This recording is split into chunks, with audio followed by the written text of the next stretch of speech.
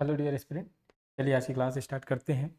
ये जो है हमारा मंडी सब इंस्पेक्टर के लिए, ठीक है, जो मॉडल प्रैक्टिस पेपर है ना, हम जो प्रैक्टिस कर रहे हैं, ये दूसरा उसका दूसरा क्लास है, मतलब ये दूसरा टेस्ट पेपर है, समझिएगा आपका। ठीक है, हम जो है 50 नंबर का जो है टेस्ट पेपर बना के चल रहे हैं। ठीक है, वैसे तो एग्जाम में 100 नंबर का होता है, हम उसके आधा इसको करके जो है चल रहे हैं। ठीक है, इसमें आपका छत्तीसगढ़ का सामान्य अध्ययन, भारत का सामान्य अध्ययन, हिंदी, अंग्रेजी, छत्तीसगढ़ी, गणित और रीजनिंग और कंप्यूटर के आपके प्रश्न इसमें शामिल है। ठीक है, हिंदी, अंग्रेजी और कंप्यूटर का जैसे 5 प्रश्न आते हैं एग्जाम में, वैसे ही 5 प्रश्न मैं इसमें सम्मिलित किया हूँ। ठीक है, और छत्तीसगढ़ का सामान्य ज्ञान 5 नंबर का, भारत का सामान्य ज्ञान 10 नंबर का, गणित जो है 8 नंबर का, रीजनिंग जो है 7 नंबर का। ठीक है, क्योंकि गणित और रीजनिंग का वेटेज ज़्यादा है, इसलिए उसको थोड़ा सा नंबर ज़्यादा है। ठीक है, 15 नंबर का हम उसको सम्मिलित किए हुए हैं। साथ ही इसमें जो है मैं सभी प्रश्नों को बहुत अच्छे से डिटेल में आपको जो है डिस्क्राइब करता हूँ, है ना।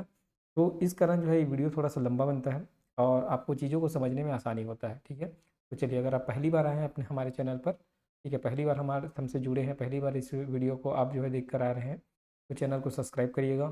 ठीक है, और पूरा क्लास देखिएगा, तब आपको समझ आ जाएगा कि किस प्रकार से जो है हम इसमें डिस्कशन करते हैं। ठीक है, चलिए, तो आज का पहला क्वेश्चन है, निम्नलिखित स्थान पर डोलोमाइट का उत्पादन नहीं होता। कौन सा स्थान है जहाँ पर डोलोमाइट का उत्पादन नहीं होता?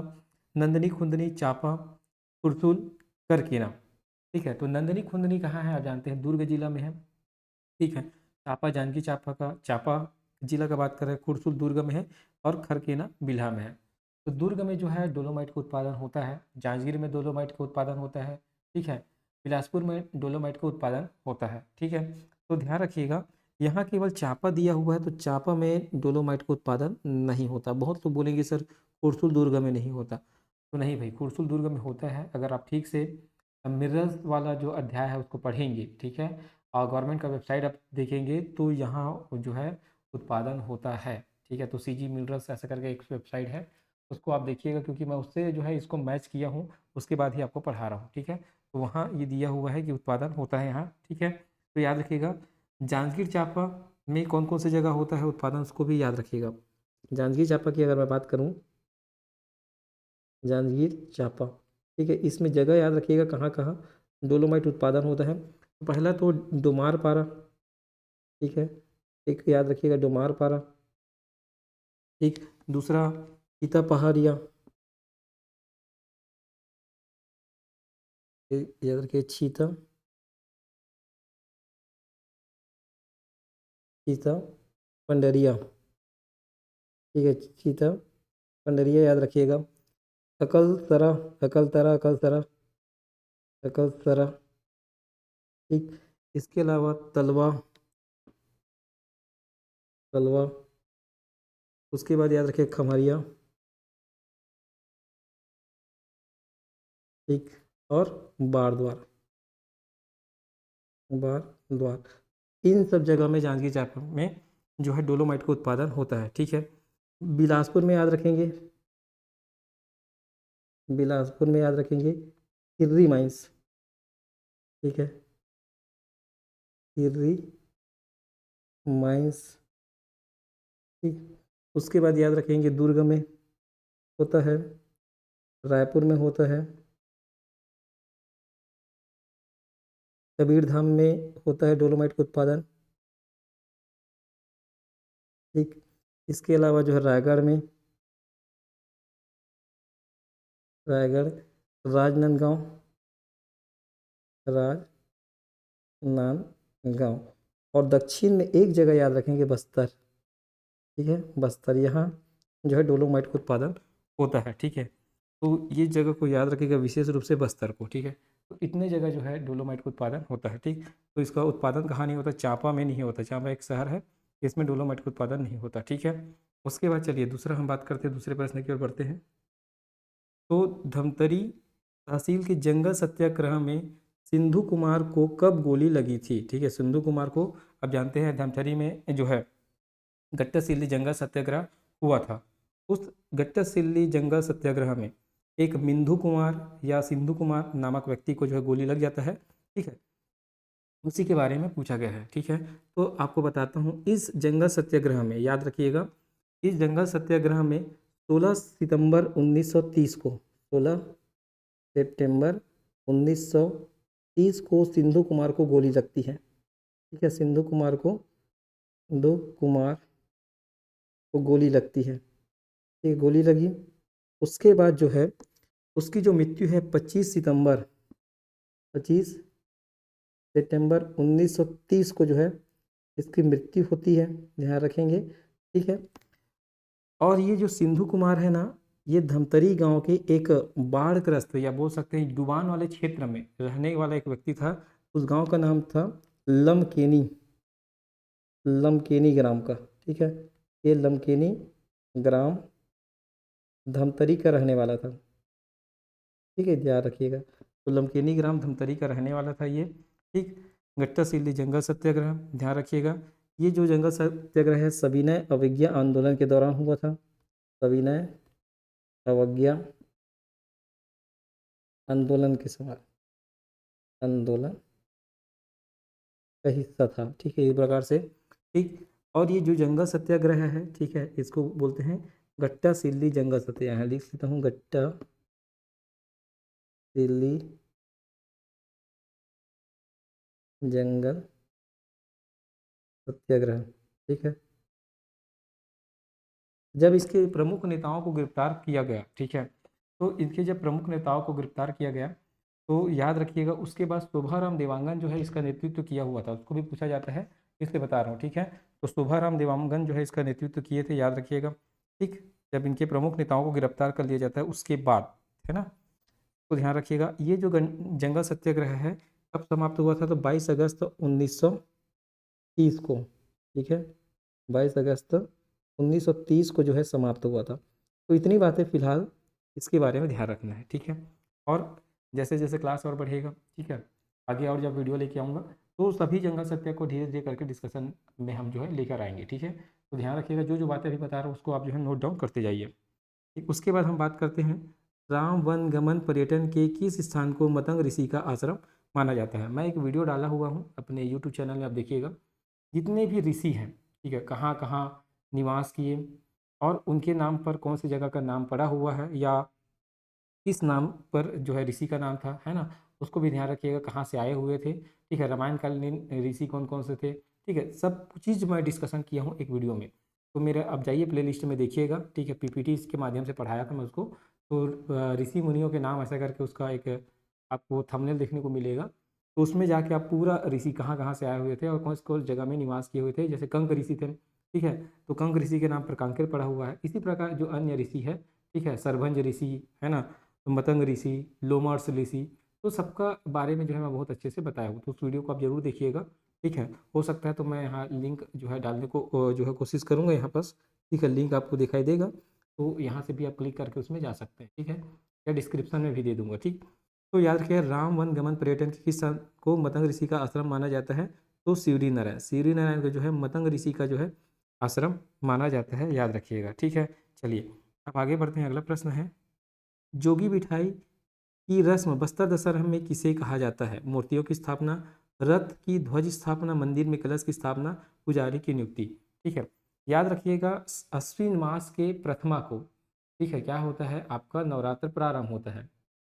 तो उस दिन जो है कलश स्थापना किया जाता है और कलश स्थापना के बाद तिरहासार भवन में जो है एक व्यक्ति को बैठाया जाता है, जो याद रखिएगा, ठीक है, जिसको जो है जोगी के नाम से जाना जाता है, जिसको जोगी बिठाई कहते हैं। ठीक है, ये हलबा जाति का व्यक्ति होता है। ठीक है, और आमा बाल गांव का ये रहने वाला होता है। ठीक है, लगभग 600 वर्षों से प्रथा चली आ रही है। ठीक है, और जब इस जोगी को बिठाया जाता है तो उस समय पहले बकरे को काटा जाता था, लेकिन अब उस प्रथा को बंद करके मांगुर मछली, है ना, याद रखिएगा एक मछली का नाम है मांगुर मछली का जो है यहाँ काटने का रिवाज है। ठीक है, उसके बाद जो है एक व्यक्ति को बैठाते हैं, वो व्यक्ति जो है गड्ढा के अंतर्गत उसको बैठाया जाता है और वो जो है माता की जो है सेवा करता है। ठीक है, ये सब कब होता है, आपके काचिन गादी के बाद, है ना, काचिन गादी के बाद ये जो है प्रमुख रस्म होता है, ध्यान रखिएगा। ठीक है, बहुत ही इंपॉर्टेंट है। तो जोगी बिठाई की रस्म जो है पुजारी की नियुक्ति, इसका सही आंसर हो जाएगा पुजारी की नियुक्ति। इसको एक बार आंसर में से कलश स्थापना भी दिया जा चुका है शायद तक। ठीक है, तो ध्यान रखिएगा कि जैसे नवरात्र प्रारंभ होता है सबसे पहले कलश की स्थापना की जाती है। कलश की स्थापना करने के बाद आमा पाल गांव का एक व्यक्ति जो हलवा जाति का होता है उसको बैठाया जाता है। ठीक है, अब इसको कैसे बैठाया जाता है? मौली देवी की पूजा के बाद इसको बैठाया जाता है। इसको भी पूछा जा सकता है। तो पहले मौली देवी की पूजा करते हैं, मौली देवी की पूजा के बाद जो है इस व्यक्ति को बैठाया जाता है। ये 600 वर्षों से ये जो रिवाज है वो चली आ रही है। ठीक है, तो याद रखिएगा। तो जोगी बिठाई का मतलब होता है पुजारी की नियुक्ति करना। ठीक है, तो आमावाल गांव का व्यक्ति, आमावाल गांव का हलबा जाति का, हलबा जाति का व्यक्ति, हलबा जनजाति का व्यक्ति, ठीक है, याद रखिएगा, उसको जो है बैठाया जाता है। ठीक है, ये इंपॉर्टेंट है। चलिए अगले प्रश्न की ओर बढ़ते हैं। परघौनी नृत्य किस जनजाति द्वारा किया जाता है? तो आप जानते हैं परघौनी नृत्य जो है बैगा जनजाति द्वारा किया जाता है। कई बार बता चुका हूँ, मेरा जनजाति वाला वीडियो भी देखिएगा। ठीक, निम्नलिखित में से किसको वायु प्रदूषण का जैव संकेतक माना जाता है? सूरजमुखी को, शैवाल को, लाइकेन को, मांस को। ठीक है, तो आप जानते हैं वायु प्रदूषक के रूप में या वायु प्रदूषण का जैव संकेतक के रूप में लाइकेन को माना जाता है। किसको? लाइकेन को। लाइकेन अगर ग्रीन ग्रीन जो है, ठीक है, लाइकेन अगर अच्छा दिख रहा है, ग्रीन ग्रीन दिख रहा है, तो कहने का मतलब वहाँ वायु प्रदूषण नहीं है, ऐसा कहा जाता है। ठीक है, तो इसके बारे में तो ज़्यादा जानकारी जो है ना, आप जो है साइंस पढ़ेंगे तो पता चल जाएगा, बट याद रखिएगा वायु प्रदूषण का जैव संकेतक जो है लाइकेन को माना जाता है। ठीक है, सूरजमुखी, शैवाल, मांस ये सब तो नहीं है। ठीक है, लाइकेन इसका सही आंसर है। चलिए अगले प्रश्न की ओर बढ़ते हैं। नवीन औद्योगिक नीति के नाम से निम्नलिखित में से कौन सी औद्योगिक नीति जानी जाती है? ठीक है, तो याद रखिएगा, अगर 1948 में बात करें तो 1948 में भारत का पहला औद्योगिक नीति आया था, first industrial policy, industrial policy. ठीक है, पहली औद्योगिक नीति भारत का। ठीक है, 1956 में सेकेंड, 1956 में क्या आया था? सेकेंड, ये आंसर नहीं है। ठीक है, 1956 में कौन सा आया था? Second industrial. ठीक है, सेकेंड इंडस्ट्रियल पॉलिसी। ठीक, 1991, 1991 का जो औद्योगिक नीति है उसको नवीन औद्योगिक नीति के नाम से जाना जाता है। क्यों जाना जाता है? एलपीजी, याद रखेंगे आप, एलपीजी, एलपीजी के नाम से। एलपीजी का मतलब होता है liberalisation, liberalisation, liberalisation, privatisation, privatisation, privatisation और ग्लोबलाइजेशन, ग्लोबलाइजेशन। ठीक है, इस तीन टर्म्स के नाम से। लिबरलाइजेशन मतलब होता है आपको उदारीकरण। ठीक है, उदारीकरण। ठीक है, प्राइवेटाइजेशन मतलब निजीकरण, निजीकरण और ग्लोबलाइजेशन मतलब वैश्वीकरण, वैश्वीकरण। ठीक है, तो इस तीनों के नाम से जो है 1991 का जो औद्योगिक नीति है उसको जो है नवीन औद्योगिक नीति के नाम से जाना जाता है। ठीक है, तो तीन महत्वपूर्ण बदलाव किए गए थे जो इम्पोर्टेंट है। 1977 का जो इंडस्ट्रियल पॉलिसी है ना, ये मतलब 1970 में को याद रखिएगा, लघु उद्योगों के विकास और विकेंद्रीकरण का समय माना जाता है इसको। ठीक है, इसको भी ध्यान रख सकते हैं। तो 1948 first industrial policy, 1956 second industrial policy और 1991 एलपीजी, लिबरलाइजेशन, प्राइवेटाइजेशन और ग्लोबलाइजेशन। ठीक है, मतलब उदारीकरण, निजीकरण और वैश्वीकरण के नाम से। ठीक है, इसको नवीन औद्योगिक नीति नाम दिया जाता है। ठीक है, चलिए उसके बाद प्रसिद्ध भारतीय लेखक धनपत राय श्रीवास्तव किस नाम से जाने जाते हैं? ठीक है, तो ये है प्रेमचंद। ठीक है, प्रेमचंद, ध्यान रखिएगा। तो इसमें बहुत इंपॉर्टेंट इसको ध्यान रखिएगा कि ये जो प्रेमचंद जी है, जो उसको वर्तमान में प्रेमचंद जी कहते हैं हम, उनका वास्तविक नाम था धनपत राय श्रीवास्तव। ये उर्दू में जो है रचनाएं लिखते थे। उर्दू में ये जो है नवाब राय है ना, याद रखिएगा इसका और नाम, नवाब, नवाब राय के नाम से जो है रचना लिखते थे। तो ये जो है 1909 में, याद रखिएगा, 1909 में सोजे वतन नामक एक रचना लिखी, सोजे वतन। ठीक है, सोजे वतन। तो इस सोजे वतन नामक रचना के कारण जो ब्रिटिश सरकार है इनकी रचनाओं पर प्रतिबंध लगा दिया और इनके ऊपर भी प्रतिबंध लगा दिया कि अब से जो है आप रचनाएं नहीं लिखेंगे। तब क्या हुआ? तो इनके बाद जो है ये जो है प्रेमचंद के नाम से जो है अपनी रचनाएं जो है लिखने लगे। तो श्री धनपत राय श्रीवास्तव का वर्तमान बोल सकते हैं, मतलब उनको जो है प्रेमचंद के नाम से जाना जाता है। उनको नवाब राय के नाम से भी जाना जाता है, ठीक है। इस नाम से जो है रचना लिखते थे। 1909 में इनके ऊपर प्रतिबंध लगाया गया ब्रिटिश सरकार के द्वारा, खोजे वतन नामक रचना के कारण, इसको ध्यान रखिएगा। उसके बाद इनको जो है बोला गया कि आप जो है अन्य नाम से जो है रचना लिख सकते, करते अंग्रेज नहीं बोले, इनके कोई दोस्त है, उनके जो कलीग है वो बोले, फिर ये जो है प्रेमचंद नाम से जो है रचनाएं जो है अपना प्रारंभ करते हैं, ठीक है। चलिए, छत्तीसगढ़ राज्य में वर्तमान में कौन सी औद्योगिक नीति लागू की गई है? 1 अप्रैल 2024 से 31 अक्टूबर 2030 वाली, 1 अप्रैल 2024 से 31 मार्च 2030 वाली, 1 नवंबर 2024 से 31 मार्च 2030 वाली, ठीक है। 1 नवंबर 2024 से 31 मार्च 2030, ठीक है। याद रखना ये दोनों ऑप्शन तो सेम हो गया है, 1 नवंबर 2024 से 31 मार्च 2030, ये थोड़ा है ना, ये दोनों ऑप्शन सेम है, तो इसमें से एक आध इनमें से कोई नहीं कर लीजिएगा, ठीक है। ये ऑप्शन सेम है, ठीक। चलिए जानते हैं इसमें अगर हम बात करें तो छत्तीसगढ़ राज्य में अभी 6वीं औद्योगिक नीति चल रही है। कौन सी नीति चल रही है? 6वीं इंडस्ट्रियल इंडस्ट्रियल पॉलिसी, ठीक है। 6वीं औद्योगिक नीति, ठीक है, इसको ध्यान रखिएगा। कब से प्रारंभ हुआ है? तो 1 नवंबर 2024, 1 नवंबर 2024 से ये चलेगा 31 मार्च 2030 तक, 31 मार्च 2030 तक ये चलेगा, ठीक है, ध्यान रखिएगा, ठीक। तो ये इंपॉर्टेंट है, ठीक। तो 1 नवंबर 2024 से 31 मार्च 2030 तक अभी जो है औद्योगिक नीति चल रही है, 6वीं औद्योगिक नीति है, ध्यान रखिएगा। उसके बाद केंद्रीय जांच ब्यूरो सीबीआई है ना, सेंट्रल ब्यूरो इन्वेस्टिगेशन, तो केंद्रीय जांच ब्यूरो के नवनियुक्त निदेशक कौन है? तो अभी जो है वर्तमान में अभी भी जो है प्रवीण सूद जी हैं, ठीक है। इनका कार्यकाल को एक्सटेंड कर दिया गया। ये जो है 25 मई, कब से हैं? 25 मई 2023, 25 मई 2023 से हैं। इनका कार्यकाल को एक्सटेंड कर दिया गया और ये कब तक बने रहेंगे? तो 24 मई 2026 तक ये जो है बने रहेंगे, ठीक है, ध्यान रखिएगा। चलिए आगे बढ़ते हैं। सदन का पदेन सभापति कौन होता है? लोकसभा स्पीकर, राज्यसभा का सभापति, राज्य विधानसभा का स्पीकर, राज्य विधान परिषद का सभापति। तो आप जानते हैं कि सदन का पदेन सभापति मतलब जो अपने पद पर आते ही सभापति बन जाता है, ऐसा कौन व्यक्ति होता है? तो राष्ट्रपति, राष्ट्रपति होते, उपराष्ट्रपति। उपराष्ट्रपति का चुनाव होता है, जैसे ही उपराष्ट्रपति वो बनते हैं तो राज्यसभा का पदेन सभापति वो बन जाते हैं। अनुच्छेद 89 एंड 64 आर्टिकल नंबर 64 और 89 के तहत, ठीक है, इस बात को आप जानते हैं। तो याद रखिएगा राज्यसभा का सभापति जो है पदेन रूप से सभापति होता है, मतलब अगर वो राष्ट्रपति उपराष्ट्रपति के पद पे है तो वो राज्यसभा का सभापति होगा।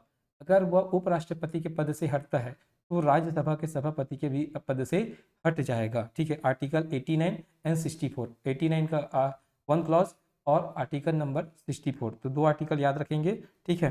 बाकी जो है जैसे लोकसभा स्पीकर अपने सदस्यों में से एक व्यक्ति को चुना जाता है, राज्य विधानसभा का स्पीकर अपने सदस्यों में से एक व्यक्ति को चुना जाता है, राज्य विधान परिषद का सभापति भी अपने सदस्यों में से एक को चुना जाता है। देखो यहाँ कंफ्यूजन क्या क्रिएट होगा, यहाँ कंफ्यूजन ये क्रिएट होगा, हम ये पढ़ते हैं कि राज्यसभा और जो राज्य विधान परिषद लगभग समान होता है, ठीक है, उच्च सदन के नाम से जानते हैं इनको, लेकिन यहाँ डिफरेंस केवल यही है कि जो याद रखिएगा राज्यसभा का जो सभापति होता है वो पदेन होता है, लेकिन जो राज्य विधानसभा का सभापति होता है वो सदस्यों में से चुना जाता है, ठीक है, याद रखिएगा।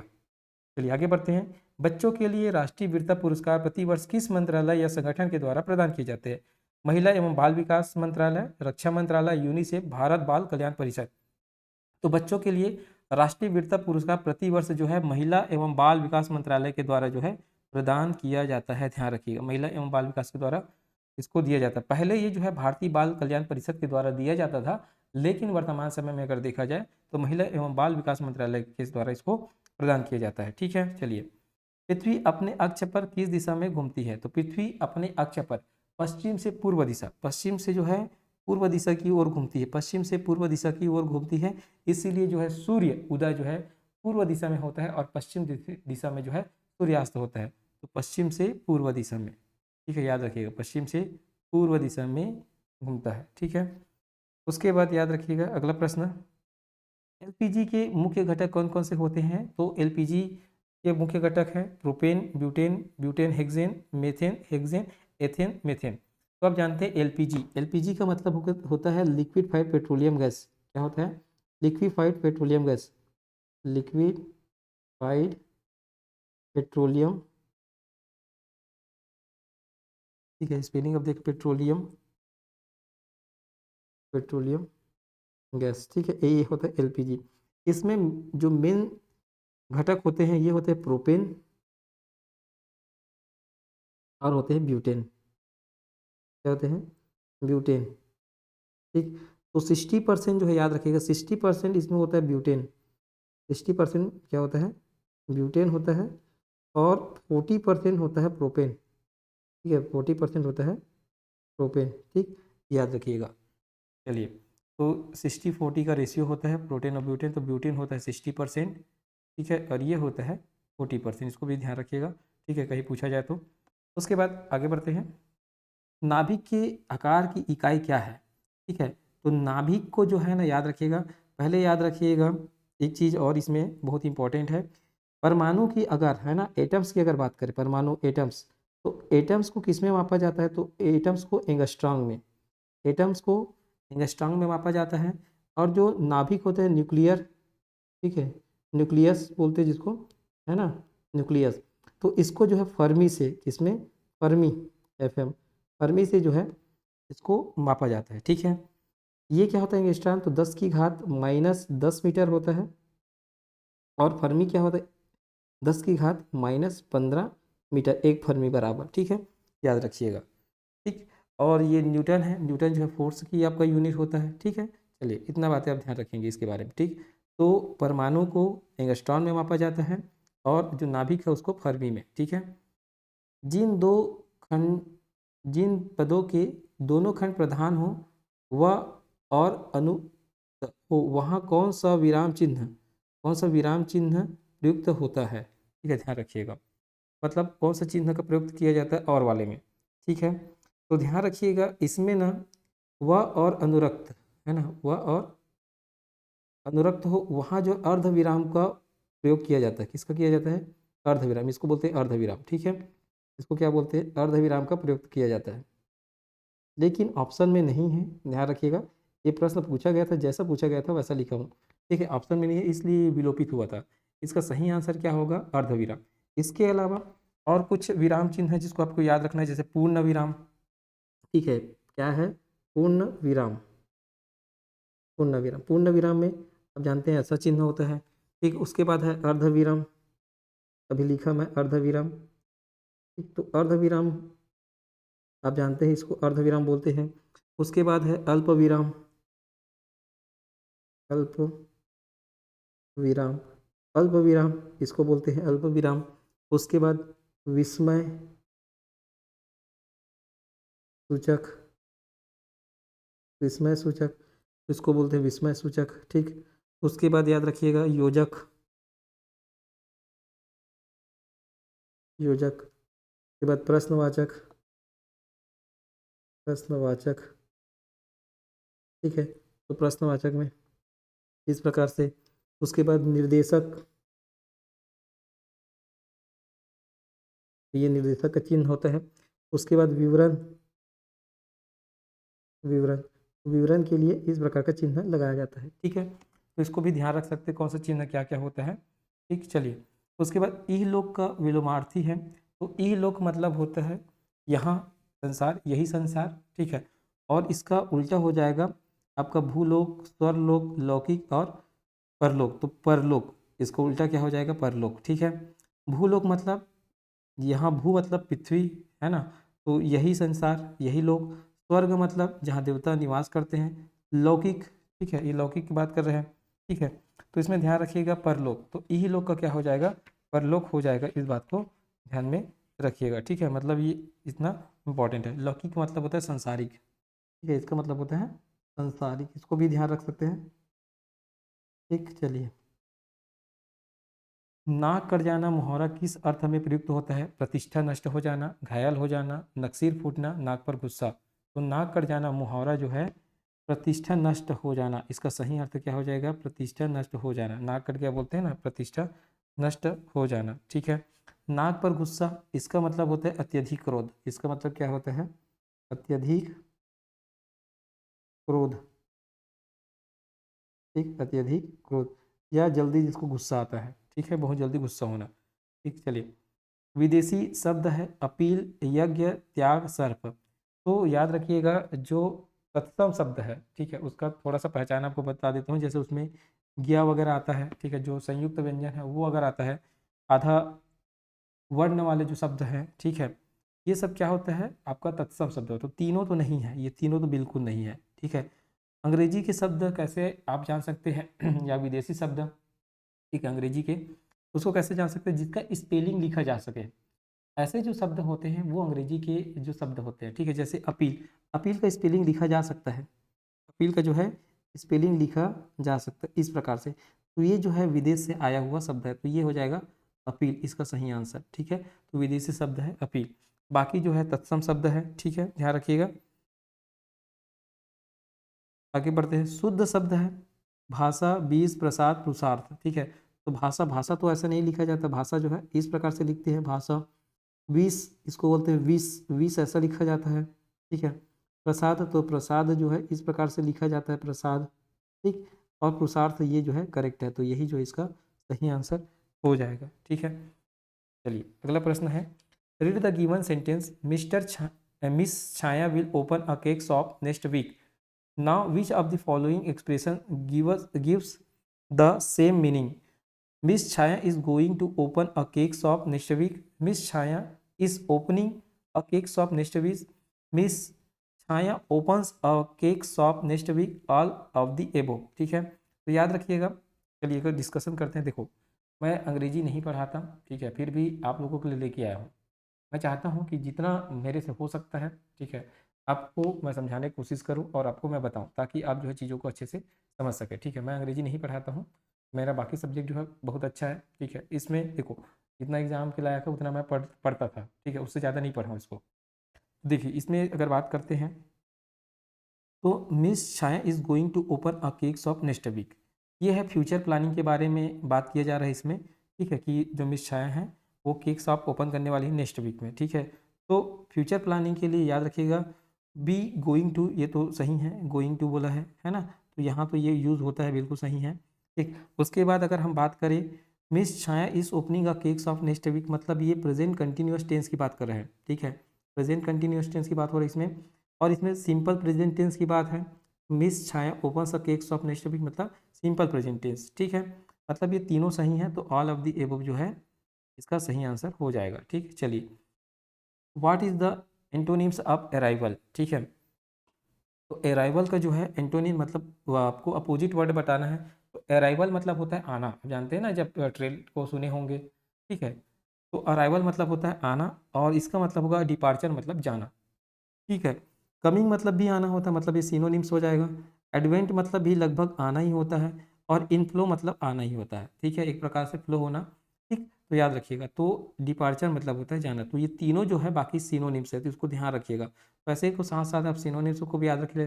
तो अराइवल का सिनोनिम्स हो जाएगा कमिंग, एडवेंट और इनफ्लो, ठीक है। Which of the given word synonym with the conceal. Conceal का मतलब क्या होता है, इसको अपन जानते हैं, ठीक है। कॉन्सियल का मतलब होता है एक प्रकार से अगर देखा जाए तो किसी चीज़ को क्या करना, ओपन करना। देखो एक प्रकार का आपको शब्द दिखेगा, इसका मीनिंग समझ जाएंगे। जैसे कॉन्सियल, कॉन्सियल का आपको मीनिंग नहीं मालूम है, तो देखो यहाँ एक्सपोज, एक्सपोज का मतलब क्या होता है, इस चीज़ समझ आता होगा। एक्सपोज करना मतलब किसी का खुलासा करना।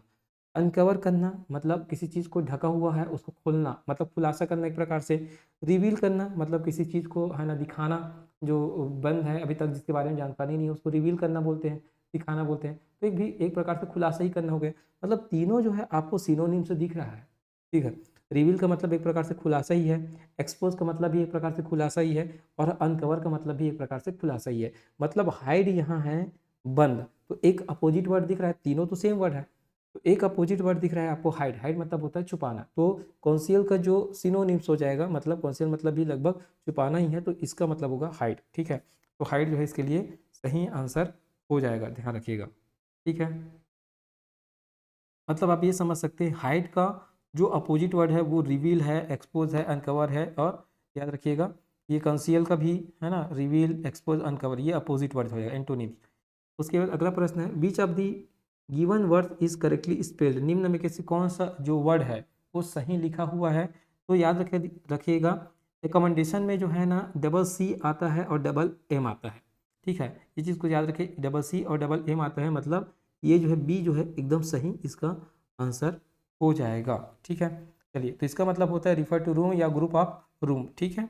आगे बढ़ते हैं, choose the correct word from the following and fill in the blank, complete the sentences.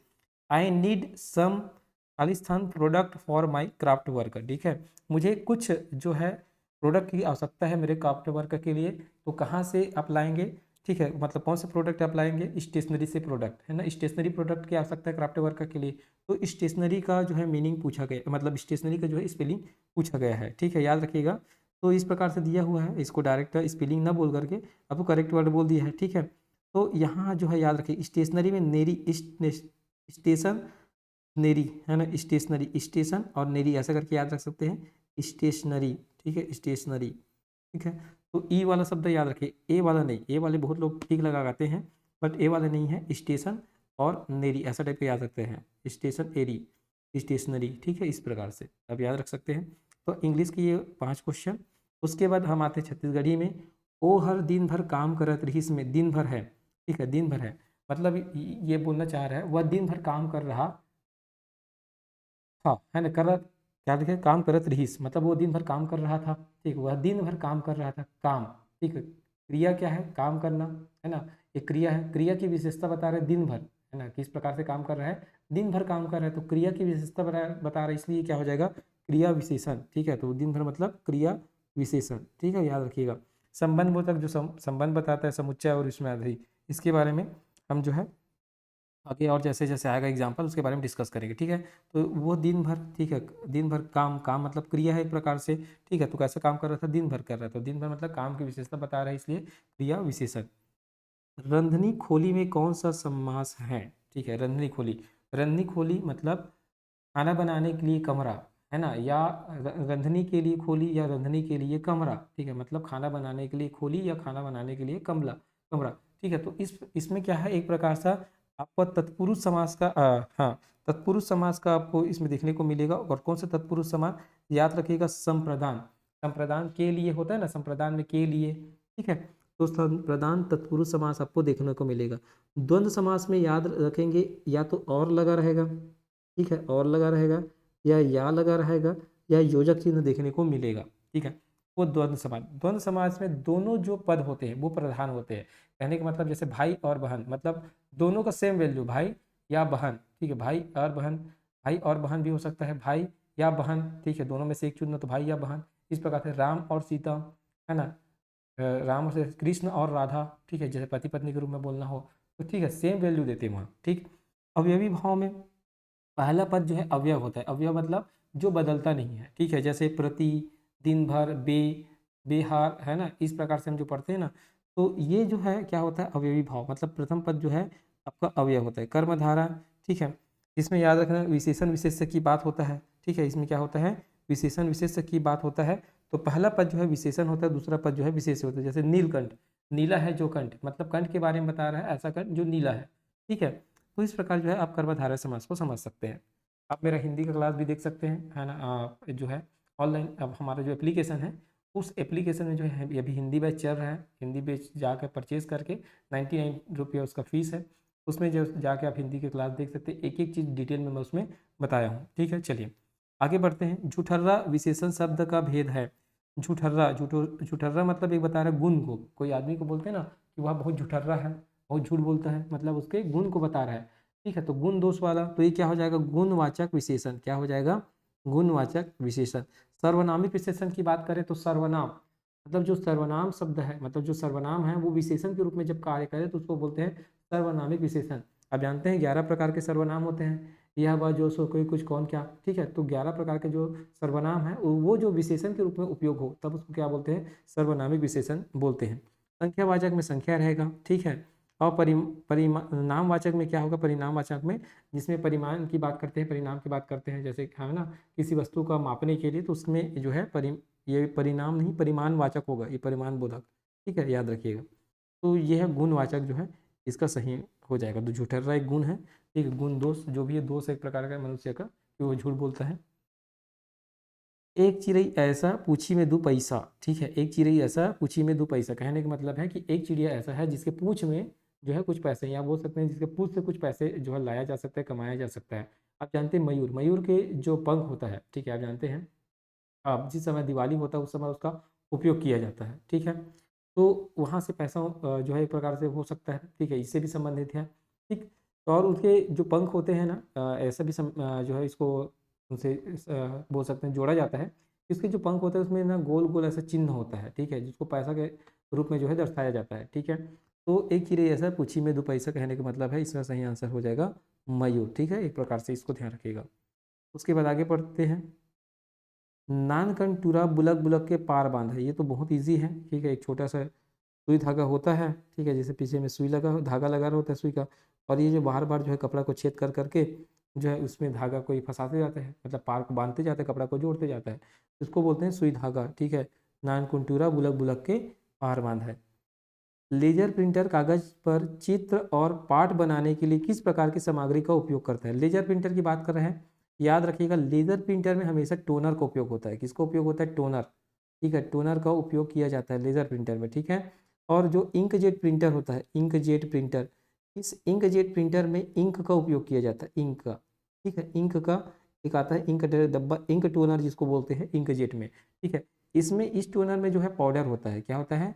Black colour का पाउडर होता है, या कलर वाला जो आता है उसमें कलर पाउडर होता है, बट इसमें पाउडर होता है। इंक जेट में जो जेट स्प्रे होता है उसका, ठीक है, या उसका जो टोनर होता है उसमें लिक्विड होता है, क्या होता है? लिक्विड होता है, यही फर्क है इसमें, ठीक है, बस याद रखिएगा। ये इंक जेट जो प्रिंटर है थोड़ा सा कॉस्टली होता है, ठीक है। देखो प्रिंटर जो है सस्ता मिलता है, प्रिंटर जो है बहुत सस्ता मिलता है इंक जेट प्रिंटर, लेकिन इसका जो टोनर का कॉस्ट होता है वो बहुत जो है महंगा होता है, बहुत कॉस्टली होता है, ठीक है। लेकिन जो लेज़र प्रिंटर है वो महंगा होता है, लेकिन इसका जो टोनर है as compare to inkjet printer के टोनर से वो बहुत सस्ता पड़ता है, ठीक है। उसके बाद याद रखिए इसमें बहुत इंपॉर्टेंट है, इसलिए इसमें क्या हो जाएगा, लेजर प्रिंटर पर कागज चित्र पाठ बनाने के लिए सामग्री उपयोग किया जाता है टोनर का, ठीक है, रंग द्रव्य का नहीं भाई, इंक जेट का नहीं, ठीक है। लिक्विड वाले का उपयोग नहीं होता, लिक्विड वाले में इंक जेट प्रिंटर में, ठीक है। यहाँ लेजर प्रिंटर की बात की, लेजर मतलब जो लेजर के सहारे से चलता है, ठीक है, जिसमें लेजर के माध्यम से जो फोटो कॉपी वगैरह या प्रिंट वगैरह किया जाता है। कंप्यूटर का कौन सा भाग सभी आंतरिक, आंतरिक की बात की जाए मतलब अंदर का भाग, आंतरिक घटकों को जोड़ने और उन्हें एक दूसरे के साथ संचार करने की अनुमति देने के लिए जिम्मेदार होता है? Central processing unit, graphics board, graphics card, motherboard और power supply unit. Power supply unit तो केवल चालू करने का काम आएगा, है ना, इसको एसएमपीएस बोलते हैं, ठीक है, switch domain power supply, SMPS, ठीक है। तो ये जो है ये तो नहीं होगा, बिल्कुल नहीं होगा। सेंट्रल प्रोसेसिंग ये गणना का करने का काम करता है, ये भी नहीं होगा। ग्राफिक्स कार्ड तो आपको जो आपका मॉनिटर होता है उसमें ग्राफिक्स लाने के लिए या चित्र लाने के लिए इसका उपयोग किया जाता है, तो ये भी नहीं होगा, ठीक है। तो इसका सही आंसर हो जाएगा मदरबोर्ड। तो मदरबोर्ड जो है पेरिफेरल डिवाइस लोगों को जोड़ के रखता है, ठीक है, मतलब सभी प्रकार के कंपोनेंट को यही जोड़ने का काम करता है मदरबोर्ड, ठीक है। नाम में ही समझ आ रहा है मदरबोर्ड मतलब ऐसा बोर्ड जो सभी का माँ हो, कहने का मतलब सभी का जोड़ने का काम यही करता है, ठीक है। इसके बिना जो है वो कंप्यूटर में नहीं जुड़ सकता, बिना मदरबोर्ड में लगाए कोई भी जो डिवाइस है वो नहीं जुड़ सकता, ठीक है। चलिए आगे बढ़ते हैं। खाली स्थान मुद्रण में प्रत्येक अक्षर को स्याही लगे रिबन या लगे रिबन पर पिन या हथौड़े से मारकर कागज पर मुद्रित किया जाता है। पिन या हथौड़े से मारकर मतलब हैमर से मारकर इसको जो है मुद्रित किया जाता है, मतलब ये इम्पैक्ट की बात कर रहे हैं, इम्पैक्ट करना, चोट पहुंचाना, ठीक है।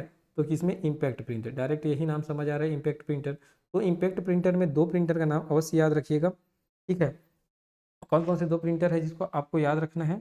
तो एक प्रिंटर याद रखिएगा आप, डेजी व्हील प्रिंटर। कौन सा प्रिंटर? Daisy wheel. और दूसरा याद रखिएगा डॉट मैट्रिक्स प्रिंटर, बहुत इंपॉर्टेंट है। एक प्रिंटर याद रखिएगा Daisy wheel, Daisy wheel printer, ठीक है, और दूसरा है dot matrix printer, matrix printer, ठीक है। ये 2 प्रिंटर को याद रखिएगा, ठीक है, बहुत इंपॉर्टेंट, ठीक। चलिए आगे बढ़ते हैं। कौन सा ऑपरेटिंग सिस्टम मुख्य रूप से एप्पल कंप्यूटर पर उपयोग किया जाता है? तो एप्पल का मैक ओएस, ठीक है, मैक ओएस, इसका जो विकास है सन 2001 में हुआ था।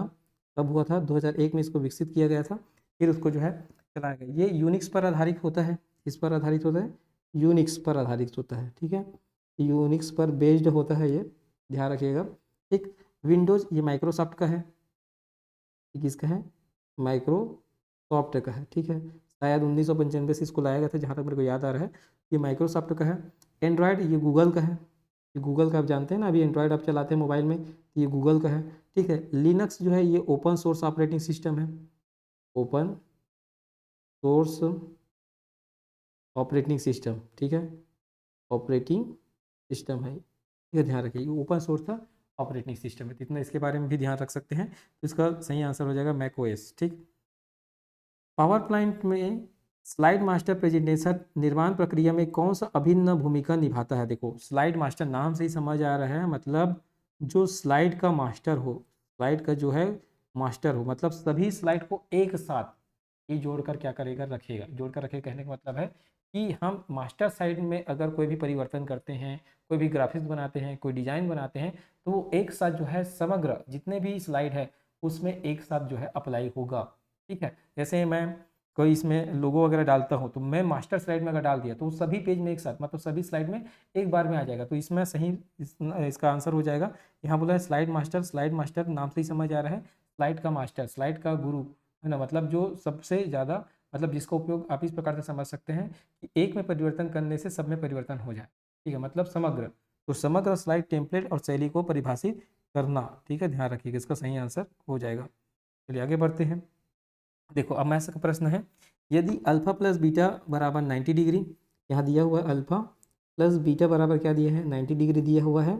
अल्फा का जो है रेशियो दिया हुआ है अल्फा बीटा का 2:1 है ना, 2:1, तो इसको मान लो 2x और इसको मान लो x है ना, 1x बराबर 90 डिग्री, ठीक।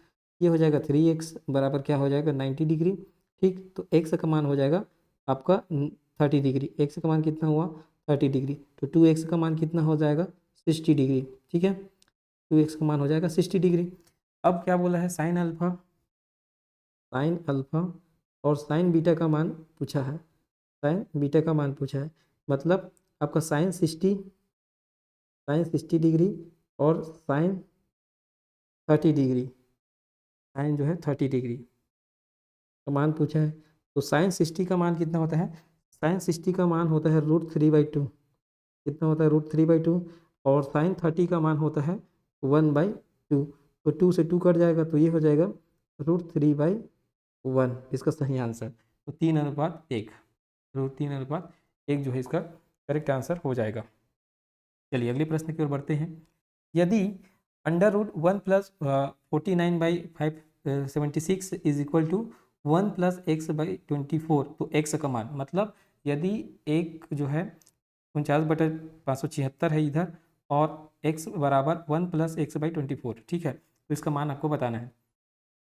तो चलिए देखते हैं इसको कैसे सॉल्व करेंगे। इसको इस प्रकार से सॉल्व कर सकते हैं, 1 प्लस ये है 49 और ये हो जाएगा 576, ठीक, बराबर 1 प्लस x/24 ये दिया हुआ है, ठीक। अब इसको क्या करेंगे, तो ये हो जाएगा 576 प्लस 49 और ये हो जाएगा 576 और ये हो जाएगा 1 प्लस x/24, ठीक है। उसके बाद अपन क्या करेंगे, इसको जोड़ेंगे, तो ये हो जाएगा 9 6 15 का 5 और ये हो जाएगा, अच्छा क्या 12 25, ये हो जाएगा 625 और ये हो जाएगा 573, ये 1 प्लस x/24 ये हो गया।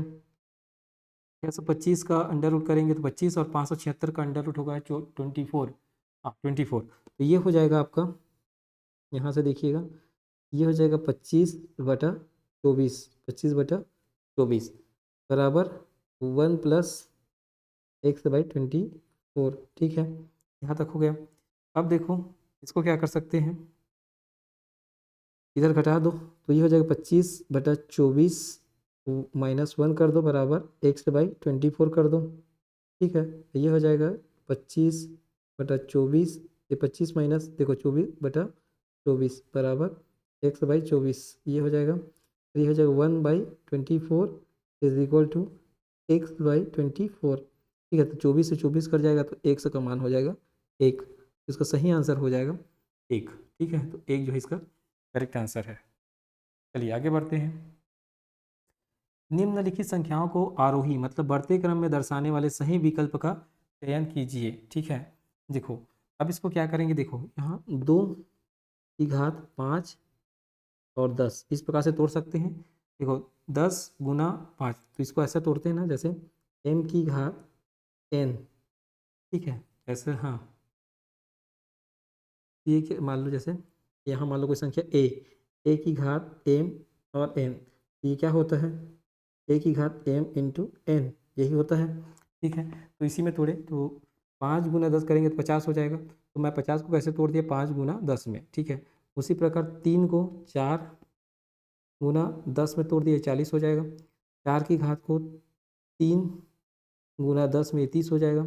फिर 5 की घात को 2 गुना 10 में 20 हो जाएगा। और 6 की घात ये 10, ठीक है। अब देखते हैं इसमें, इसको बनाते हैं। देखो 2 की घात 5 होता है आपका 32, कितना होता है 30, मतलब 2 का 5 बार आप गुना करेंगे तो 32 होता है, ठीक है। 3 का 4 बार गुना करेंगे तो 2 3 का होता है 9 और ये होगा 81, 81 की घात 10, 81 की घात 10 हो जाएगा। 32 की घात 10 हो जाएगा। 4 की घात 3 मतलब 4 चौक 16 चौक 64, 64 की घात ये हो जाएगा 10 और ये हो जाएगा 25 की घात 10, ठीक है। और ये हो जाएगा 6 की घात 10, ठीक है। मतलब देखो घात सबका बराबर हो गया। अब संख्या के हिसाब से जमा देते हैं तो सबसे पहले आएगा 6 की घात 10, उससे बड़ा है आपका 32 की घात 10, ये 25 की घात 10, 25 की घात 10, फिर 32 की घात 10, ठीक। उसके बाद जो है 64 की घात 10, फिर 81 की घात 10, ठीक है। देखो 6 की घात 10 कौन सा है, 6 की घात 10 है ओ, ठीक। उसके बाद 25, 25 मतलब 5 वाले एन, उसके बाद 32, 32 किस में आएगा, 2 वाले में आया था तो के, ठीक है के। उसके बाद जो है 64, 64 जो है 4 वाले में एम। उसके बाद 81, 81 आया था 3 वाले में मतलब एल, ठीक है। तो O N K M L, O N O N O N K M L मतलब बी जो है इसका सही आंसर हो जाएगा। तो इस प्रकार से जो है आप इसको सॉल्व कर सकते हैं, ठीक है। चलिए आगे बढ़ते हैं। यदि किसी संख्या के 40% और उसी संख्या के 30% का योग 70 है तो संख्या कौन है, ठीक है। बहुत सरल सा क्वेश्चन है। मान लो संख्या मैं मान लेता हूँ 100 को, संख्या क्या मान लेता हूँ 100 को मान लेता हूँ। 100 का 30% क्या होगा, 30 होगा। 100 का 40% क्या होगा, 40 होगा। तो 30 और 40 को जोड़ेंगे तो 70 होगा। तो ऐसे भी यार है आपका 100। या फिर आप कैसे कर सकते हैं, देखो एक्स का 40% बटा 100, ठीक है। उसी प्रकार एक्स का 30% बटा 100, ठीक, बराबर कितना दिया हुआ है, 70 दिया हुआ है। तो ये हो जाएगा 0 से 0 कट जाएगा, ये 0 से 0 कट जाएगा, ये हो जाएगा 4x/10 और ये हो जाएगा 3x/10 इज इक्वल टू हो जाएगा 70, ठीक। तो ये हो जाएगा ऊपर में देखो, ये हो जाएगा 10 और ये हो जाएगा 4x + 3x और ये हो जाएगा 70। तो कैसे लिख सकते हैं, तो ऊपर का हो जाएगा 7x और ये हो जाएगा 70 गुना ये 10 जो है इधर आ जाएगा, ठीक है 10। तो 7x बराबर ये हो जाएगा 700, एक्स का मान हो गया 100, ठीक है। क्या हो जाएगा इसका मान 100। तो ये जो है बी इसका सही आंसर हो जाएगा। आगे बढ़ते हैं। गुणनफल 2153 की घात 167 का इकाई का अंक, मतलब 2153 की घात कितना दिया है 167 का इकाई का अंक। देखो इसका पहले जो घात अगर बड़ा हो तो इसको क्या करेंगे, हम सबसे पहले 4 से भाग करेंगे। तो 167 को 4 से भाग करेंगे तो 4 चौके 16, ठीक है। और ये 4 एकम 4, 4 दूनी 8 4 एकम 4, ठीक है। ये हो गया 41। उसके बाद कितना शेषफल बचेगा, 3 बचेगा। तो इस प्रकार से भाग करके देख लीजिए 167 167, ये हो जाएगा 4 चौके 16, उसके बाद 7, 4 एकम 4, ठीक है। तो ये 3 आएगा, ठीक है। तो 3 रिमाइंडर है, ये रिमाइंडर है मतलब ये लास्ट जो दिख रहा है 3 ना, 3 की घात क्या हो जाएगा 3, क्योंकि इकाई का अंक पूछा मतलब हमको इसका इकाई से ही मतलब रहता है, ठीक है। तो 253 मतलब 2153 में और ये 3 इकाई का अंक यहाँ से ले लिए और जो यहाँ जो शेषफल बचा उसको घात में लगा दिए। तो क्या हो जाएगा 3 3 3, तो कितना हो जाएगा 9 9 3 27, 27 में देखो इकाई का अंक क्या हो गया 7, यूनिट डिजिट क्या हो गया 7, ठीक है। तो इसका सही आंसर हो जाएगा 7, ठीक है। चलिए आगे बढ़ते हैं। अब इसको देखते हैं। तो 4488, देखो इसको ना, देखो 11.01 है तो मैं इसको 11 मान लेता हूँ, ठीक है, और 7.98 है मतलब लगभग 8 के बराबर, तो इसको मैं 8 मान लेता हूँ। ये 15.99 है मतलब इसको मैं क्या मान लेता हूँ, 16 मान लेता हूँ, ठीक है। तो इसको मैं 11 मान लिया क्योंकि 11 के नज़दीक है, ठीक है, बस 0.01 बढ़ा है, ठीक है, और ये लगभग 8 के करीब है। 7.98 मतलब 0.20 जोड़ेंगे या 02 जोड़ेंगे तो 8 हो जाएगा, और ये 0.01 जोड़ेंगे तो ये 16 हो जाएगा। तो इसको 16, इसको 8 और इसको 11 मान लिया। तो 11 से देखो बॉड मास अब जानते हैं, बॉड मास, ठीक है, मतलब ब्रैकेट ओपन, ब्रैकेट ओपन, तो ब्रैकेट के अंदर को पहले सॉल्व करते हैं ओपन करने से पहले। तो क्या होगा, पहले डिवाइड करेंगे, तो ब्रैकेट के अंदर सबसे पहले डिवाइड करेंगे। तो 4488 को जो है मैं 11 से पहले डिवाइड करूँगा, तो 11 से डिवाइड किया तो कितना हो जाएगा, 11 चौक 44, 0 और 11 अट्ठे 88 मतलब 408 हो गया। तो क्या होगा, डिवाइड पहले कर लिया। मल्टीप्लाई है क्या ब्रैकेट के अंदर, नहीं है, ठीक है, मल्टीप्लाई नहीं है, मतलब ये दोनों का काम तो हो गया, डिवाइड कर दिए। मल्टीप्लाई नहीं है, मल्टीप्लाई के बाद जोड़ना भी नहीं है, सब्ट्रैक्शन है, घटाना है, -8 घटाना है, तो माइनस इसमें 8 घटा दिया तो ये हो गया 400। ये क्या हो जाए 400, तो ये ब्रैकेट के अंदर है 400, इसके अंदर है ब्रैकेट।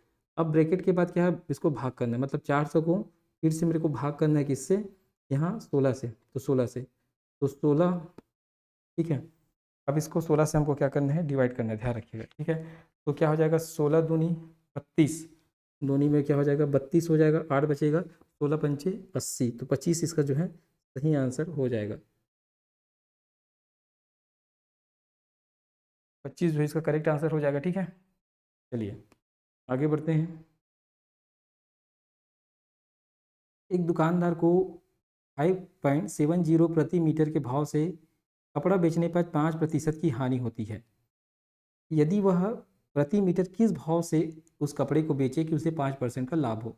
मतलब अभी जो है 5 रुपया 70 पैसा में कपड़ा को बेच रहा है तो उसको 5% की हानि हो रही। कहने का मतलब है ये जो रेट है 5.70, ये 95% का रेट है। किसका रेट है, 95%। देखो 100% अगर रहता, ठीक है, 100% रहता तो जितना खरीदा मैं उतने में बेचता, ठीक है, लेकिन उसको 5% की हानि हो रहा है, मतलब 100% भी उसको पैसा नहीं मिल रहा है, 5% इसमें कम हो गया, मतलब जो भी बेच रहा है अभी, ठीक है, वो 95% में ही बेच रहा है, ठीक है। तो कितना बेच रहा है, 5.75, मतलब ये 95% का रेट है, ठीक है। तो 95%, 5.70 जो है 95% का मान है, और उसको क्या है 5% लाभ का मान है, मतलब ये 100% से, मतलब जिस रेट में खरीदा है 100%, कोई भी वस्तु को जिस रेट में खरीदा जाता है उसको 100% बोलते हैं। तो 100% में खरीदा समझो, और उसको 5% लाभ कमाना है, ठीक है। तो कितना में वो बेचेगा, 105% में बेचेगा, ठीक है। तो उसको 105% का मान निकालना है, तो 105% का मान निकालना है। देखो यहाँ प्रतिशत का चिन्ह है और यहाँ भी प्रतिशत का चिन्ह है, तो दोनों प्रतिशत का चिन्ह एक दूसरे को क्या कर देगा, कट कर देगा, ठीक है।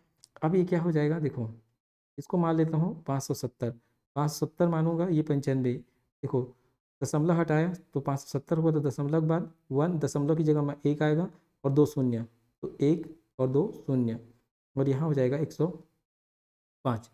तो देखो ये जीरो से ये जीरो कट जाएगा, ठीक है, और ये हो जाएगा 19×3 = 57 और 19×5 = 95, ठीक है, ये हो गया। अब इससे जो है बात करते काटते हैं इसको, तो 5 दूनी 10 और 5 एकम 5, ठीक है। तो 21 × 3, 21 × 3 ऊपर में और नीचे में 10, ये 10 जो बचा है वो ये हो जाएगा 63 और नीचे में 10, तो 6.3, 6.3 इसका आंसर हो जाएगा, 6.30 इसका जो है करेक्ट आंसर हो जाएगा, ठीक है। चलिए आगे बढ़ते हैं।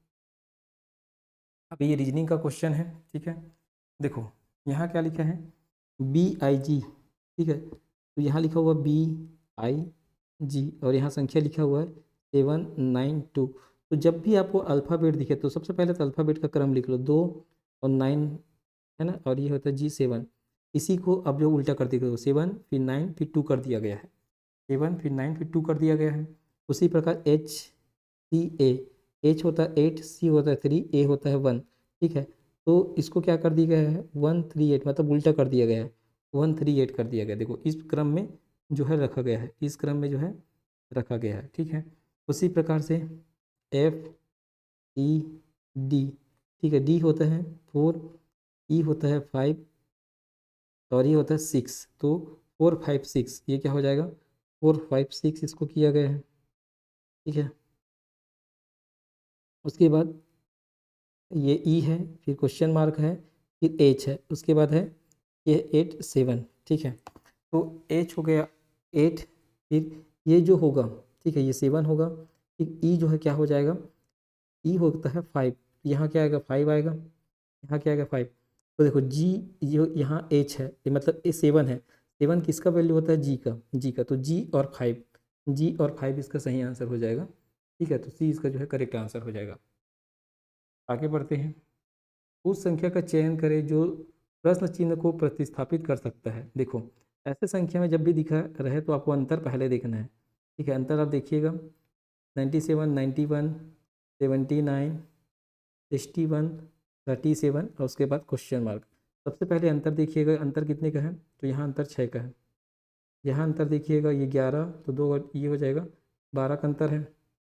यहाँ देखिएगा तो 8 और यहाँ 1 18 है। यहाँ अंतर है आपका, ये 1 लेगा 11 4 और ये हो जाएगा 2, ठीक है। और यहाँ अंतर देखते हैं अब, ठीक।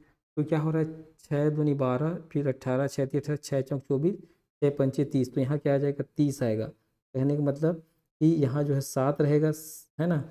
7 में 30 जोड़ेंगे तो कितना हो जाएगा 37, 37 में 24 जोड़ेंगे तो 61, ठीक है। और 61 में जो है 18 जोड़ेंगे तो 79, 79 में 12 जोड़ेंगे 91, 91 में 6 जोड़ेंगे तो 97। तो इस प्रकार से क्रमबद्ध होती है, क्या हो जाएगा 7 जो है इसका करेक्ट आंसर हो जाएगा, ठीक। चलिए आगे बढ़ते हैं आप। उस अक्षर समूह का चयन करें जो श्रृंखला को प्रतिस्थापित करता है, ठीक है। ये आपके लिए होमवर्क रहेगा, ठीक है। देखो मैं इसको पैटर्न बता देता हूँ। देखो ये ए बी सी डी इस प्रकार से जा रहा है, ये डब्ल्यू एक्स वाई जेड इस प्रकार से आ रहा है, ई E F G H I इस प्रकार से जा रहा है, एस टी यू भी इस प्रकार से आ रहा है, तो आई जे के एल इस प्रकार जाएगा, इधर जो आएगा इस क्रम में आएगा। अब इसको होमवर्क है, आप इसको कमेंट करेंगे, ठीक है। ये आपके कमेंट के लिए, ताकि मुझे पता चले कि वीडियो यहाँ तक आपने देखा है, ठीक। चलिए अब यहाँ देखते हैं। मैंगो, मैंगो, मैंगो को लिखते हैं, एम होता है 14, ठीक है, ए होता है 1, एन होता है 13, जी होता है 7 और ओ होता है 15, ठीक है। ये आपको एकदम याद होना चाहिए, ठीक। तो ये हो जाएगा, देखो 14 1 15, 15 15 30 और 30 20 50, मतलब मैंगो होता है 50, ये सही है, ठीक है। बनाना देखते हैं, बनाना, ठीक है। तो ये होता है आपका 2 1, ये होता है 4 आपका 13 1, ये होता है 13 3 1, जो 14 और ये 14 है ना, 14 ये हो गया 28 20 और 31, एक मिनट, ये होता है बी, हो गया 2, ये हो गया 1, एन एम एम 13 होता है, एन 14 होता है, यहाँ एम 13 एन 14 होता है, ये सही है। यहाँ ये 14 हो जाएगा, ये भी 14 हो जाएगा, तो ये हो जाएगा आपको 15 15 30 33, ये 33, ये सही है, ठीक है। एम एन, हाँ एम होता है एम एन, एन 14 होगा एम 13 होगा, ठीक है। उसके बाद ऑरेंज का देखते हैं, ऑरेंज, ऑरेंज, ठीक है, ये हो गया जी और E, G 7 E 5 N 13 M N, N 14 होगा M N, N 14 A 1 R 17 R R S T, T 20 होता है, एस 90 आर एस टी, तो ये होगा 18, आर 18 होगा और ये होगा ऑरेंज, तो ये 15 होता है, ठीक है। इसको देखते हैं, तो ये हो जाएगा आपका, ये हो जाएगा 7 5 12, है ना, और एक 13, हाँ 15 18 1, ठीक है, क्योंकि ये 7 5 12 हो जाएगा, 12 और एक 13, ठीक है, 13 और ये 14 कितना हो जाएगा, ये हो गया 27, 27 और ये हो जाएगा 27 प्लस 15 प्लस 18, ठीक है। ये हो जाएगा 7 5 12, 12 और 8 हो जाएगा 20, तो यहाँ हो जाएगा 2, ठीक है। और ये हो जाएगा 2 3 3 4 2 6 60, ये हो जाएगा 60, 60 इसका जो है करेक्ट आंसर हो जाएगा, ठीक है। 60 जो है इसका करेक्ट आंसर होगा। अगले प्रश्न हम पढ़ते हैं। यदि पी ए एल ई को 2 1 3 4, पी ए एल ई को 2 1 3 4 लिखा जाता है और अर्थ को P A R T H को क्या लिखा जाता है 4 1 5 90 लिखा जाता है तो पर्ल को क्या लिखा जाएगा? ठीक है, इसको क्या लिखा जाएगा? देखो पी को 2 लिखा जाएगा, ई को 4 लिखा जाएगा, ए को 1 लिखा जाएगा, आर को जो है 5 लिखा जाएगा और एल को जो है 3 लिखा जाएगा। तो 24153 24153 इसका जो है करेक्ट आंसर हो जाएगा। चलिए अगले प्रश्न की ओर बढ़ते हैं। वीर रोहन और हरि का भाई है। जो देखो ये वीर है, इधर रोहन है, ठीक है, और इधर हरि है। तीनों जो है भाई है, तीनों क्या है? भाई है। तीनों भाई है मतलब एक ही माता पिता है इनके तीनों का, ठीक है। राम देखो हरि, रीता जो है हरि की माँ है। हरि की माँ कौन है? रीता है, रीता है भाई इसकी माँ, मतलब तीनों की माँ हो गई। राम जो है मोहन के पिता है, राम जो है रोहन के पिता है, रोहन। तो रोहन के पिता कौन है? राम। तो राम मतलब ये दोनों पति पत्नी है, ठीक है। तो वीर का राम से क्या संबंध है? उसका बेटा ही होगा, है ना, क्योंकि तीनों भाई हैं मतलब उसका बेटा ही होगा। तो वीर जो है बेटा है उसका, ठीक। चलिए अगले प्रश्न की ओर। देखो नीचे दी गई श्रृंखला में ऐसे कितने चिन्ह हैं जिसके ठीक पहले अक्षर अक्षर आता है? पहले क्या आना चाहिए? अक्षर आता है, ठीक है, फिर चिन्ह, अक्षर, फिर चिन्ह। ऐसे कितने चिन्ह हैं जिसके ठीक पहले अक्षर लेकिन बाद कोई संख्या नहीं आती, मतलब बाद में जो है संख्या नहीं आना चाहिए, संख्या नहीं आना चाहिए, ठीक है। देखो पहले तो ऐसे लेटर देखो, मतलब पहले चिन्ह देखना है। कितना चिन्ह? ध्यान देखो, एक चिन्ह यहाँ दिख रहा है, दूसरा चिन्ह दिख रहा है, तीसरा चिन्ह दिख रहा है, ठीक है। उसके बाद जो है ये चौथा चिन्ह दिख रहा है, पांचवा, ये छठवा, और ये सातवां, और ये 8 चिन्ह दिख रहा है। चिन्ह ऐसे देखना है। उसके बाद संख्या नहीं होना चाहिए। देखो इस चिन्ह के बाद संख्या, मतलब इस चिन्ह को काउंट नहीं करना है, ठीक है। देखो इस चिन्ह के बाद जो है संख्या नहीं होना चाहिए, पहले ठीक है अक्षर आना चाहिए बोला है, ठीक है, लेकिन बाद कोई संख्या नहीं है। हाँ अब देखो इसके बाद कोई संख्या नहीं है, इस चिन्ह के बाद संख्या है, मतलब इस चिन्ह को हटा देते हैं, ठीक है। इस चिन्ह के बाद भी संख्या है, मतलब इसको भी हटा देते हैं। इस चिन्ह के बाद संख्या नहीं है, इस चिन्ह के बाद संख्या, मतलब इसको भी हटा देते हैं, ठीक है। अब ये नहीं, अब ये ठीक है। तो देखो इस चिन्ह के बाद क्या होना चाहिए? संख्या नहीं है, तो डॉलर के बाद संख्या नहीं है, एक ये हो गया। और परसेंट के बाद कोई संख्या नहीं है, ये क्या हो गया? तो लेकिन क्या बोला है? अक्षर आना चाहिए, है ना, चिन्ह के पहले अक्षर आना। तो चिन्ह के पहले अक्षर है, ठीक है, और बाद में कोई संख्या नहीं है, तो एक ये दिख रहा है आपको, ठीक है। और ऐसे ही देखते हैं, चिन्ह के पहले अक्षर बाद में संख्या, एक चिन्ह, एक मिनट यहाँ देखते हैं। यहाँ तो आपको संख्या दिख रहा है, दे रहा है, यहाँ देखो ये भी नहीं होगा, मतलब ये कट जाएगा। आपको देखो इसको देखो, चिन्ह के पहले जो है आपका अक्षर है, बाद में संख्या नहीं है, तो दो दो ऐसे हैं, ठीक है, मात्र दो ऐसे हैं, ठीक है। तो इसका जो करेक्ट आंसर हो जाएगा, ठीक। तो ये थोड़ा सा कॉम्प्लिकेटेड है, कॉम्प्लिकेटेड नहीं है, मतलब थोड़ा सा आप दूर दूर करके लिखेंगे इसको ना फिर से, तो आपको समझ आएगा। एक ही जगह एकदम है नज़दीक में, इसलिए थोड़ा सा ये दिक्कत करता है। इसको पहले आप जो है रफली लिख लेंगे, उसके बाद सॉल्व करें। चलिए अगले प्रश्न की ओर बढ़ते हैं। देखो यहाँ ए का मतलब ए है, बी का मतलब दो है, मतलब जो ए बी सी डी है उसके क्रम को दिया गया है ना, उसका पोजीशन नंबर को। देखो उस हिसाब से डॉग की अगर बात करें डी ओ जी, तो डॉग डी मतलब 4, ओ मतलब 15, जी मतलब 7, ठीक है। ये कितना हो जाएगा? 7 4 11, ये हो गया 26, ये बिल्कुल 26 है। उसी प्रकार लायन की बात करते हैं, लॉयन, ठीक है, के एल, ये 12 हो जाएगा, आई 9 होता है, ये 15 होता है, ये होता है 14, ठीक है। तो ये देखो ये कितना हो जाएगा? ये हो जाएगा 29, और ये हो जाएगा, अगर आपका बात करें तो एक इसमें लेंगे 39 और 11, 39 और 11, एक मिनट, हाँ 39 और 11, ये नहीं हो रहा है क्या? एक मिनट इसको देखते हैं। आई 9 होता है, ओ 15 होता है, एन 14, एन जो है 14 मैं सही लिया हूँ, बिल्कुल ठीक है। ये हो जाएगा, कितना हो जाएगा इसको देखते हैं पहले। तो ये हो जाएगा आपका 21, और ये हो जाएगा 29, तो ये हो जाएगा 50, ठीक है। ये कहीं सही है, ये भी सही है, ये भी सही है। टाइगर को देखते हैं, TIGER, ठीक है। T20 होता है, I9 होता है, G7 होता है, E5 होता है, ठीक है, और R जो है 18 होता है, R18, ठीक है। तो ये हो जाएगा, ये हो जाएगा 16 और 5 हो जाएगा 21, तो यहाँ हो गया 21, 21 20 और ये हो जाएगा 18, ठीक है।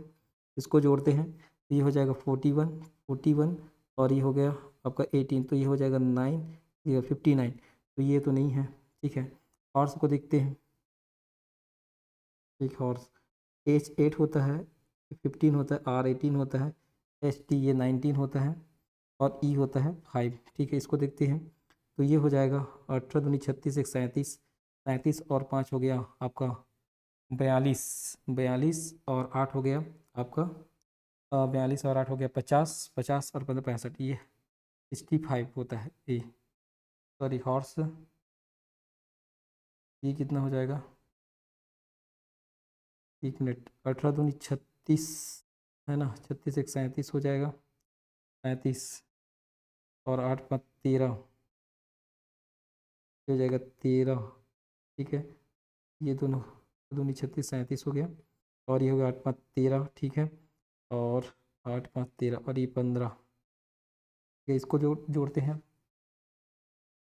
ठीक, तो ये कितना हो जाएगा, देखो ये हो जाएगा 10, 7 3 10 और 5 15 का 5, एक बचेगा तो 3 और एक 4 एक 5 एक 6, 65 हो रहा है, ठीक है। ये 65 हो रहा है, मतलब यहाँ दो सही हैं, ठीक है, ये भी गलत है। तो के जे और के, तो जे और के जो है सही है, ठीक है, याद रखिएगा ये सही है, ठीक है। और से को एक बार देख लीजिएगा सही जोड़ रहा है कि नहीं, एक बार थोड़ा इसको देखिएगा, पर जे के मेरे हिसाब से सही आंसर है, ठीक है। चलिए, उम्मीद करता हूँ यहाँ तक आपको समझ आया हो। इसको आप एक बार बना के देखिएगा, 50 नंबर को भी आप मुझे जो है कमेंट करिएगा, ठीक है। हो सकता है मेरे से गलती हुआ हो जोड़ने वगैरह में, इसको मेरे हिसाब से तो जे के आ रहा है, लेकिन इसका उपयोग तो मेरे से कोई ना आंसर दिख रहा है मेरे को, एक बार देखिएगा इसमें, है ना।